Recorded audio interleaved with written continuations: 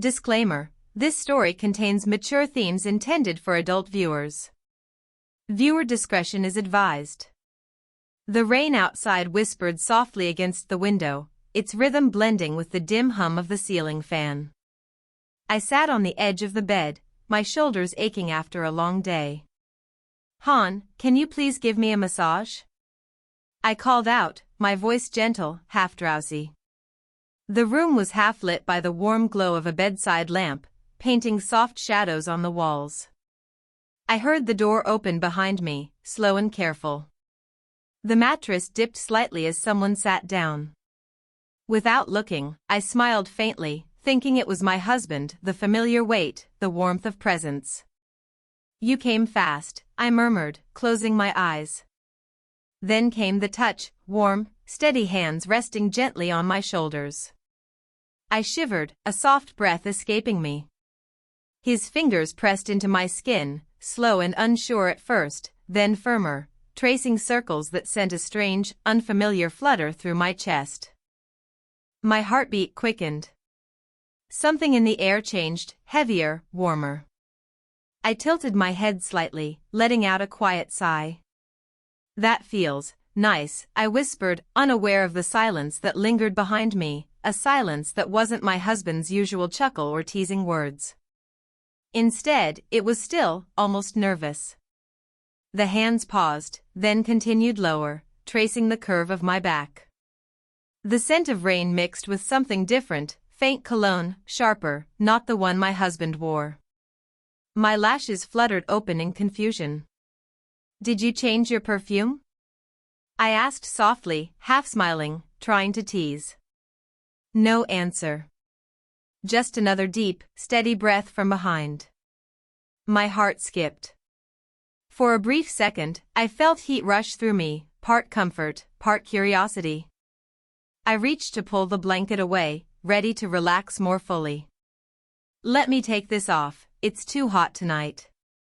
My voice trembled slightly, unaware of the widening eyes behind me. The next moment, I turned and froze. The face staring back at me wasn't my husband's. It was my stepson, his expression caught between shock and panic, eyes wide, breath hitched. For a moment, neither of us moved. Only the rain spoke, and my pulse pounded in my ears. The silence was electric. Disclaimer: this story contains mature themes intended for adult viewers. Viewer discretion is advised. After that night, I couldn't look at my stepson the same way again. Not because of what happened, or almost happened, but because of what it revealed. Something deep inside me had been quietly breaking long before that moment. My husband, Daniel, used to be warm, attentive, the kind of man who noticed every little thing. But over the years, life had dulled us. Between his long work hours and my quiet loneliness at home, the laughter faded. Our conversations became brief, about bills, dinner, or errands. The only sound that filled our house most nights was the television, not our voices. I told myself it was normal.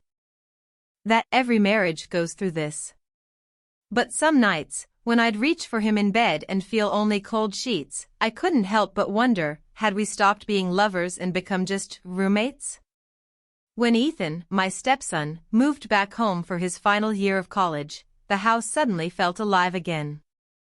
He'd greet me every morning with a bright "Good morning, Ma." He'd help in the kitchen, tease me about my coffee addiction, and sometimes sit beside me just to talk. His energy filled the silence Daniel left behind. I never thought much of it, until small things started to feel different. The way his hand brushed mine when passing a plate. The way he looked at me a little too long when I laughed. And the way my chest fluttered with something I didn't want to name. It wasn't wrong, I kept telling myself that. It was just comfort, attention, something human I had been missing for too long. But deep down, a part of me, the lonely, quiet part, began to feel again. That night, when I asked my husband for a massage, it wasn't about desire. It was about longing, to be touched, to be seen, to be reminded I still existed as a woman, not just as someone's wife. I didn't know Ethan would walk in. I didn't know how quickly that tiny mistake would change everything. After the shock, he couldn't meet my eyes. He apologized again and again, but I could see something else there. Guilt, yes, but also confusion. Maybe even the same restless emptiness I'd been hiding. Since then, the air between us has shifted. At breakfast, our eyes meet by accident. My pulse stumbles. He looks away first. Daniel doesn't notice, or maybe he doesn't care. Sometimes, I wonder if that moment wasn't an accident at all, but a mirror, showing what we both had been silently craving. And maybe, just maybe, that night wasn't the end, but the beginning of something we couldn't yet understand. Disclaimer: this story contains mature themes intended for adult viewers. Viewer discretion is advised. The house felt smaller after that night, every room charged with a silence that said more than words ever could. I tried to go on like nothing happened, but every time Ethan walked past me, every time I caught the faint scent of his cologne, the memory replayed in flashes I couldn't erase. Daniel barely came home these days. His late-night meetings had become excuses, his texts shorter, colder. The loneliness crept back in, wrapping around me like a fog. I told myself not to think about it, not to notice how Ethan's presence filled the spaces Daniel had abandoned. But it was impossible not to. One evening, I stood by the balcony, the wind lifting my hair as I stared out at the dim city lights. I didn't hear him come in until I felt that familiar stillness behind me, his quiet breathing, his hesitation. "You're cold," Ethan said softly, stepping closer, his voice low. "You should go inside." I turned slightly. His eyes caught the faint glow from the living room lamp, warm, uncertain, full of something unspoken. "I'm fine," I whispered, though my heartbeat betrayed me. For a long moment, neither of us moved. The air between us thickened with the weight of everything we couldn't say. I could see it in his eyes, guilt tangled with longing. The same war I was fighting inside. Then he spoke again, almost in a whisper. "That night. I can't stop thinking about it." I didn't mean to, but, "Stop," I interrupted quickly, my voice trembling. "It was a mistake." But my eyes didn't match my words. They lingered on his face a moment too long. His jaw tightened, his breath deepened. He took one step closer. I didn't move back. The wind blew harder, sweeping a strand of hair across my cheek. He reached up instinctively, brushing it away, a touch that felt both wrong and right all at once. My chest tightened.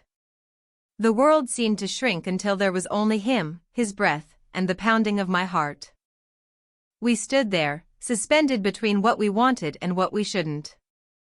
And I knew, something inside us had already crossed a line that night. Disclaimer: this story contains mature themes intended for adult viewers. Viewer discretion is advised. The storm came suddenly that night, heavy rain hammering the roof, thunder echoing through the empty house. Daniel had called earlier to say he wouldn't make it home, a late meeting again. I didn't even answer. I just set my phone down and stared at the lightning slicing across the sky. The power flickered, then went out completely. The house sank into darkness, the only light coming from the faint glow of candles I hurried to light. The silence between thunderclaps was almost deafening, until I heard footsteps. "Ma?" Ethan's voice came softly from the hallway. "I'm here," I replied, my heart jumping at the sound. He stepped into the living room, the candlelight flickering across his face. His shirt was slightly wet from the rain, his hair messy, his eyes darker than usual, intense, unreadable. "The lights went out in my room too," he said quietly. "Mind if I stay here for a bit?" I hesitated, but nodded. The rain outside grew louder, and the air inside felt even warmer. He sat beside me on the couch, close enough that I could feel the heat radiating from him. Minutes passed in silence. The candle flame swayed between us, its glow soft against the shadows. Then he spoke, barely a whisper. "You've been sad lately," he said. "You pretend you're okay, but I see it." His words struck something deep. I looked down, trying to smile, but my voice cracked. "Your father doesn't notice anymore." He shifted closer. "Then he doesn't deserve you." The words hung heavy between us. My pulse raced, my breath shallow. I felt his gaze on me, gentle, searching. Our eyes met, and the sound of thunder masked the quiet gasp that escaped me. I should have stood up. I should have said something, anything, but I didn't. Instead, the space between us disappeared as if pulled by something inevitable. The storm outside roared louder, the candles flickering wildly, and in that trembling golden light, he leaned closer, slowly, hesitantly, until I could feel his breath against my skin. The door creaked. Both of us froze. Someone was standing there in the dark. Disclaimer: this story contains mature themes intended for adult viewers. Viewer discretion is advised. The door creaked wider, and for one terrifying second, I couldn't breathe.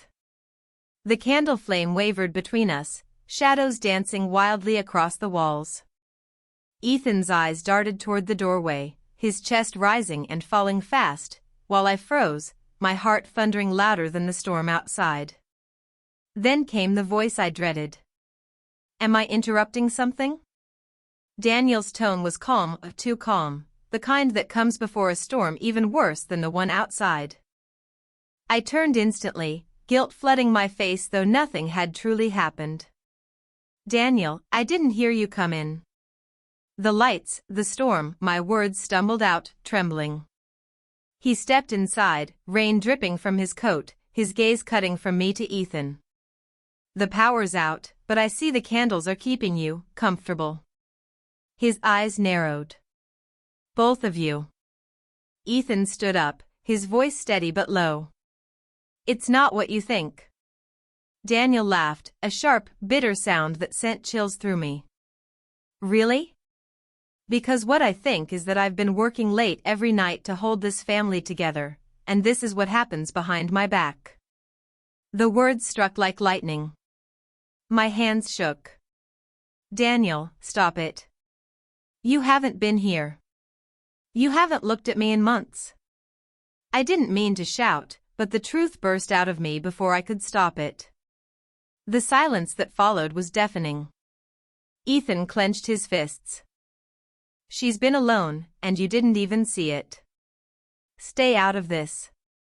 Daniel barked, stepping closer. "You think you understand marriage? You're just a kid, then act like her husband," Ethan shot back, voice shaking with anger. "Because she deserves better than being invisible." The words hung in the air like fire.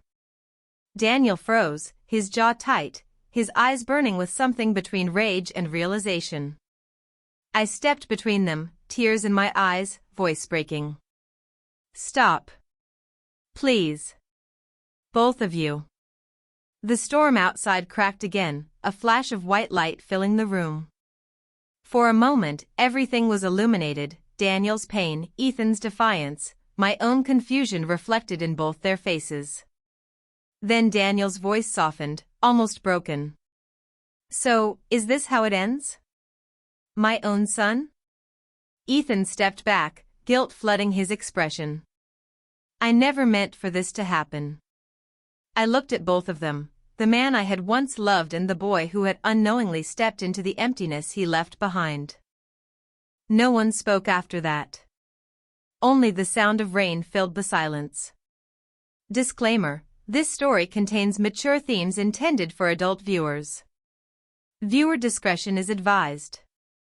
The storm had ended by morning, but the silence that followed was heavier than thunder. Daniel hadn't slept in the same room as me, he'd taken the couch, the faint sound of his breathing echoing through the night. Ethan's door stayed closed. Every corner of the house felt colder, like even the walls were holding their breath. When I came downstairs, Daniel was already dressed for work.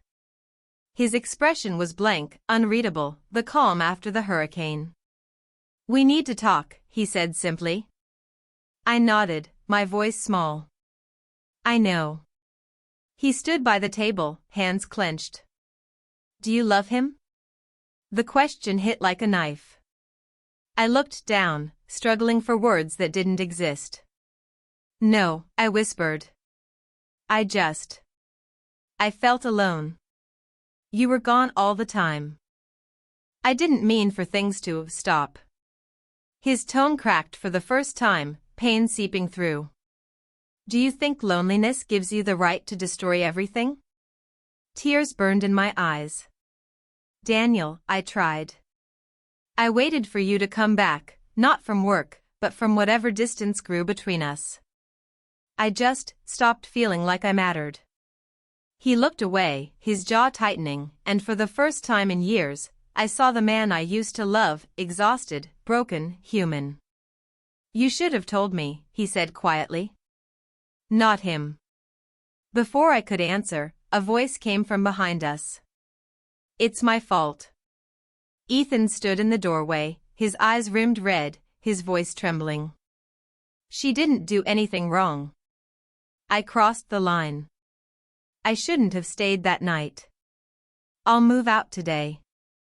Daniel turned to him, pain and anger colliding in his eyes. "You're my son," he said bitterly. "I raised you to protect her, not replace me." Ethan nodded, tears threatening.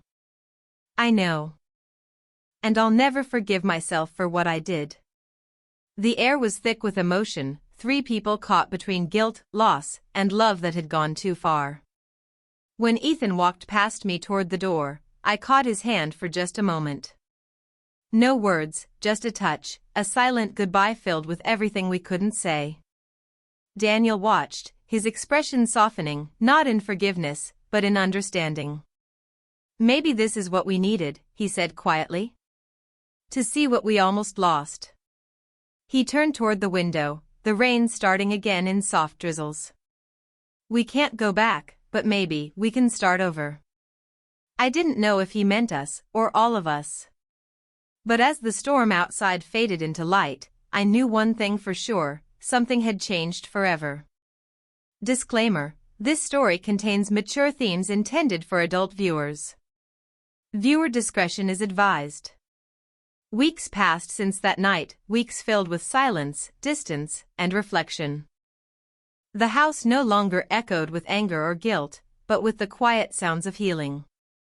Daniel and I barely spoke at first, both of us unsure how to begin again after everything we'd said and done. But sometimes, silence is where love begins to rebuild. One evening, I found him sitting on the porch, watching the sunset fade into gold. I stood there for a moment, unsure if I should speak. Then he looked at me, really looked at me, for the first time in a long while. "Sit," he said softly, patting the chair beside him. I did. The air smelled like rain and jasmine, the sky glowing orange and pink. For a while, we just watched the horizon, the light slowly fading. "I've been thinking," he finally said. "About us. About how far we drifted." His voice was steady, but full of quiet emotion. "I should have seen how lonely you felt." Tears welled in my eyes. "And I should have told you instead of letting silence swallow us." He reached for my hand, hesitant, warm, familiar. "I don't want to lose you," he whispered. For the first time in months, I smiled, a real one. "Then don't." He let out a shaky laugh, squeezing my hand. "We can try again. Start over. Not as who we were, but as who we are now." I nodded, my chest tightening with something tender, something hopeful. "Maybe love isn't about being perfect," I said softly. "Maybe it's about finding our way back, even after breaking." He leaned closer, pressing his forehead gently to mine. The world felt still, peaceful. The pain was still there, yes, but but so was love, fragile and real. In that moment, the storm between us finally ended. As the sun slipped below the horizon, Daniel whispered, "Let's make this our second first chapter." And for the first time in a long while, I believed him. Somewhere inside the house, Ethan's laughter echoed faintly, lighter, freer. He had found his own place now, his own peace. Life had gone on. The wound had healed, leaving behind a quiet strength that bound us all. Love, I realized, doesn't fade when it's tested. It transforms. And ours, against all odds, had found its way home.